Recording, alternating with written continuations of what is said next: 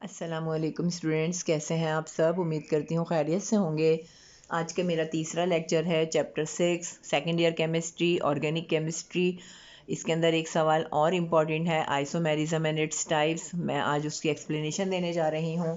उससे पहले आप मेरे चैनल को सब्सक्राइब कर लीजिए और शेयर कर दीजिए ज़्यादा से ज़्यादा लोगों तक, ताकि आने वाली जो वीडियोज़ हैं मेरी वो भी आपको मिल सकें और दूसरे लोग भी इससे फ़ायदा उठा सकें। शुरू करते हैं अल्लाह के नाम से। बिस्मिल्लाहिर्रहमानिर्रहीम। Isomerism and its types.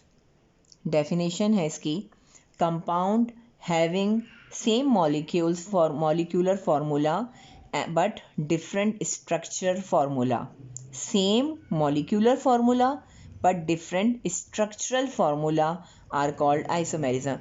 ऐसे कंपाउंड्स जिनके मॉलिक्यूलर फार्मूला तो एक ही हो, सेम हो, लेकिन उनका स्ट्रक्चर डिफरेंट हो, स्ट्रक्चरल फार्मूला जो है वो डिफरेंट हो, उसे कहते हैं आइसोमर्स। एक दूसरे के वो आइसोमर्स हैं and the phenomena is called isomerism. ठीक है, तो इसको आइसोमेरिज्म कहते हैं। अब इनकी टाइप्स की तरफ आ जाते हैं। टाइप्स ऑफ आइसोमेरिज्म हमारे पास हैं, there are 4 types. Number 1 chain isomerism, number 2 position isomerism, number 3 functional group isomerism, number 4 metamerism. अब स्टेप बाय स्टेप इसको हम पढ़ते हैं। नंबर 1 पर हमारे पास आ जाता है chain isomerism. Different compounds have same molecular formula but differ in chain of carbon atom. यानी वो डिफरेंट कंपाउंड्स होते हैं अलग अलग, जिनका मॉलिक्यूलर फार्मूला सेम होता है और वो डिफरेंट चेन में लगे हुए होते हैं कार्बन एटम के साथ। आप एग्जांपल देख लीजिए, 1 2 3 4 5, यानी 5 कार्बन एक चेन के अंदर लगे हुए हैं, तो इसका मतलब क्या हो गया, ये एन पेंटेन है। यहाँ भी देख लीजिए हमारे पास क्या है, 1 2 3 4 5 कार्बन है, बट इसके स्ट्रक्चर में और इसके स्ट्रक्चर में बहुत फ़र्क है।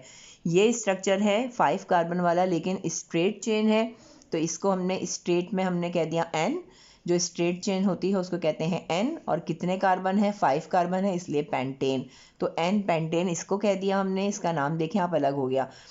इसमें भी यही चीज़ है, इसका फॉर्मूला वही आएगा। आप देख लीजिए, सी 1 2 3 4 5 सी है इसमें भी और 5 सी इसमें भी है, तो सेम हुआ ना इसका फॉर्मूला जो है, लेकिन इनका स्ट्रक्चर अलग हो रहा है। तो इसमें क्या आ जाएगा, 1 2 3 4 5 कार्बन तो हैं, बट इसमें सेकंड लास्ट कार्बन से एक जो है जो ग्रुप है वो बाहर निकला हुआ है। जब किसी भी, मैंने आपको पहले बताया था कि अगर कार्बन स्ट्रेट चेन के अंदर हो, कोई ब्रांच ना हो, तो उसको कहते हैं एन, और जिसके अंदर सेकंड लास्ट से एक कार्बन बाहर हो तो उसको कहते हैं आइसो।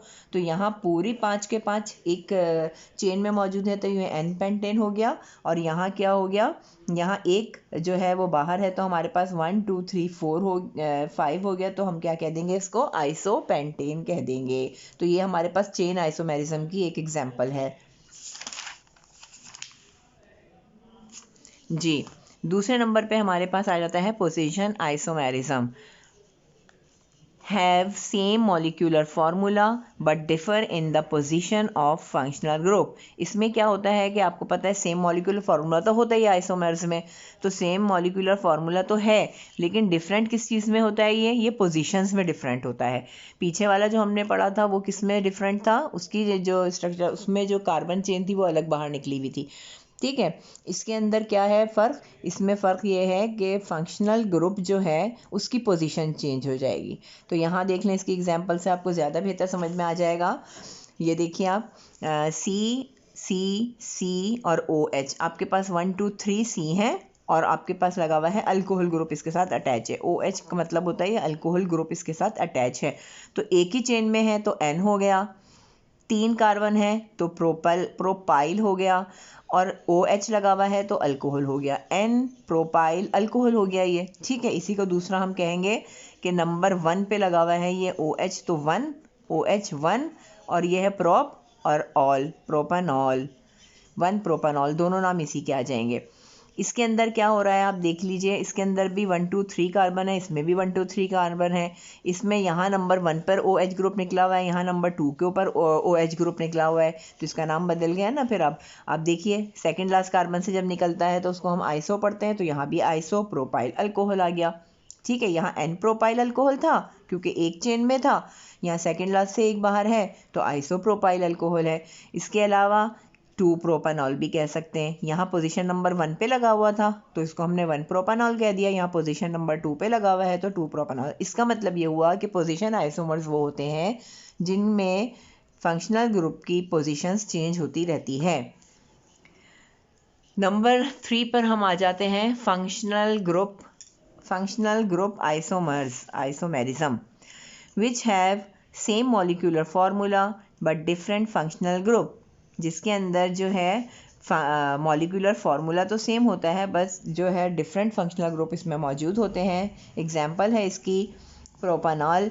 प्रोपानॉल की हेड क्या है देखिए आप, 1 2 3 कार्बन इसके अंदर मौजूद है। इसका मतलब है प्रोपेन है और O और H निकला हुआ ये हमारे पास एक ग्रुप होता है, तो ये ग्रुप के साथ हमने लगा दिया प्रोपानॉल। ठीक है, अब ये वाला देख लीजिए, ये जो हमारा ग्रुप था यहाँ स्टार्ट में लगा हुआ था, यहाँ हमारे पास सेकंड नंबर पे लगा हुआ है तो ये हो जाएगा 2 प्रोपानॉल।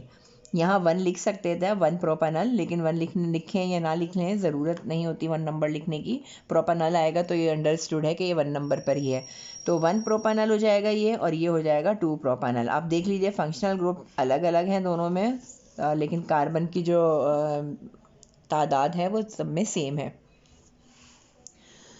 अब आ जाइए मेटामेरिज्म, इसकी 4th है type, having same functional group but different alkyl group attached. इसके अंदर फंक्शन, आपको पता है सेम फंक्शनल ग्रुप तो होते हैं, इसके अंदर फंक्शनल ग्रुप सब में सेम होंगे, लेकिन अल्काइल ग्रुप जो होते हैं वो अलग अलग इसमें मौजूद होते हैं। अब अल्काइल ग्रुप कौन से अलग मौजूद होते हैं वो इसकी एग्जाम्पल से देख लेते हैं हम।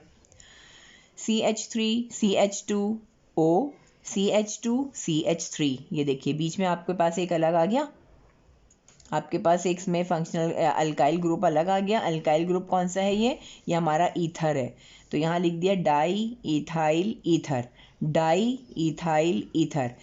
क्यों डाई इथाइल ईथर, आप ये देखिए यहाँ से लेके ये जो हमारा ग्रुप है ना, ये हमारे पास ईथर बन रहा है। ठीक है, ओ के दो तरफ जब रेडिकल आ जाते हैं तो वो ईथर बन जाता है। अब यहाँ भी एक देखें हमारे पास निकल रहा है ये क्या कहते हैं इथाइल, और यहाँ भी एक इथाइल निकल रहा है, तो 2 इथाइल हो गए, तो डाई इथाइल ईथर।